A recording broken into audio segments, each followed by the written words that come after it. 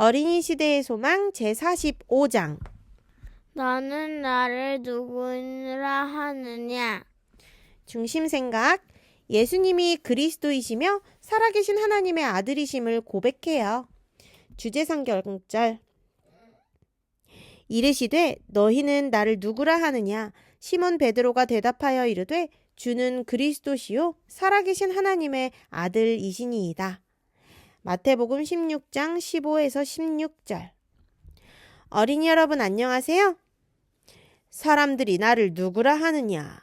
어느 날 예수님이 제자들을 불러놓고 이렇게 질문하셨어요. 어린이 여러분, 여러분 주위의 사람들은 예수님을 누구라고 말하나요? 혹시 주변 친구들이나 가족들에게 예수님을 누구라 부르는지 물어본 적이 있어요? 없다면 한번 물어보기를 바라요. 예수님의 이 질문에 제자들은 이렇게 대답을 했어요. 네, 예수님. 어떤 사람들은 예수님을 침례 요한이라 하고 다른 이들은 엘리야라고 하기도 합니다. 또 어떤 이는 예레미야나 선지자 중에 하나라고도 합니다.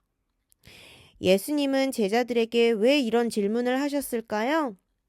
그 이유는 예수님이 이제 십자가에 달려 돌아가실 시간이 가까이 왔기 때문이었어요.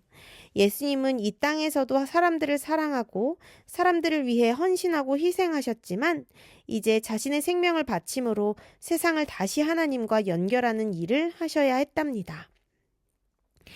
세상의 죄가 그의 흠없는 영혼에 내리누르고 이루 말할 수 없는 고통의 그림자가 그의 위에 덮쳤건만 그는 자기 앞에 놓인 기쁨을 위해 십자가를 견디기로 선택했다. 예수님은 자신이 십자가에 달려 죽을 때 제자들이 겪을 공포와 실망, 두려움을 아셨어요. 예수님은 제자들이 그 시련을 위해 조금이라도 준비되기를 원하셨어요. 그래서 예수님께서는 자신에게 다가올 고난에 대해 제자들에게 말씀하실 거였어요. 하지만 먼저 그분의 말씀을 받아들일 수 있도록 그들의 마음이 준비되기를 기도했어요. 그리고 제자들에게 예수님을 향한 믿음을 고백할 수 있는 기회를 주셨어요. 예수님은 제자들에게 두 번째 질문을 하셨어요. 너희는 나를 누구라 하느냐? 베드로가 제자들을 대표해서 이렇게 대답했어요. 주는 그리스도시요 살아계신 하나님의 아들이십니다. 베드로는 예수님을 처음 따를 때부터 예수님을 메시아라고 믿었어요. 예수님의 의적과 표적을 보고 예수님을 따랐던 많은 사람이 있었지만 그들은 침례 요한이 감옥에 갇힐 때 예수님이 왕의 자리를 거절했을 때 다 떠나가 버렸어요. 어제는 예수님을 찬양하고 오늘은 예수님을 떠나는 사람들의 변덕스러움이 예수님을 향한 제자들의 믿음을 파괴하지는 못했어요. 베드로는 주는 그리스도시요 살아계신 하나님의 아들이시니이다 라고 선언했다. 그는 주님께서 왕의 영예를 가지시기를 기다리지 않고 겸비함을 입으신 그분을 받아들였다. 베드로는 12 제자의 믿음을 대변했다. 베드로가 이렇게 고백할 수 있었던 이유는 성령 하나님께서 그에게 역사하셨기 때문이에요. 예수님은 베드로의 고백을 들으시며 이렇게 말씀하셨어요. 예수께서 대답하여 이르시되 바요나 시모나 내가 복이 있도다. 이를 내게 알게 한 이는 혈육이 아니요 하늘에 계신 내 아버지시니라. 마태복음 16장 17절.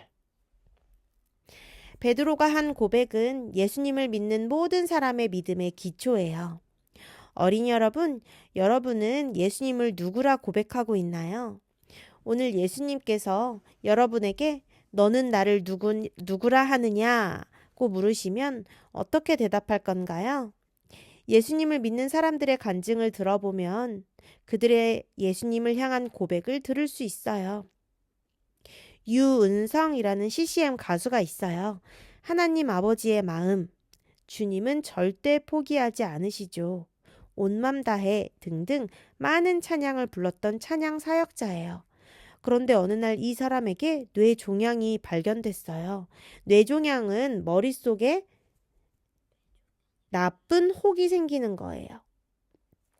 이 혹을 머릿속에서 제거해야 하는데 수술을 하게 되면 죽을 확률이 살 확률보다 더 높고 수술이 잘 되어도 장애를 얻게 될 확률이 92%라고 해요. 그러나 유은성님은 가족들과 함께 믿음으로 기도하면서 이 과정을 이겨냈어요. 그리고 이 질병이 알려지면서 공중파 방송에도 출연하게 되고 방송 중에 하나님을 고백하고 높이는 일을 하게 되었어요. 지금은 뇌종양이 더는 자라지 않고 활동하고 생활하는 데 큰 지장이 없대요. 여전히 치료를 위해 믿음으로 기도하며 시간을 보내고 있어요. 유은성님은 2023년 다니엘 기도회에서 이렇게 예수님을 고백했어요. 공영 방송에서는 신앙적인 이야기를 일반적으로 할 수 없습니다. 그러나 저는 하나님께서는 공중파를 통해서도 일하시는 분이시라는 걸 알게 됐어요. 동상이몽 등 TV 방송에서 처음부터 끝까지 예수님의 얘기를 전할 수 있었습니다. 여러분, 하나님은 살아계세요. 정확하게 얘기할 수 있는 것은 하나님은 살아계셔요. 저는 언제 죽을지 몰라요. 저는 시한부 인생이에요.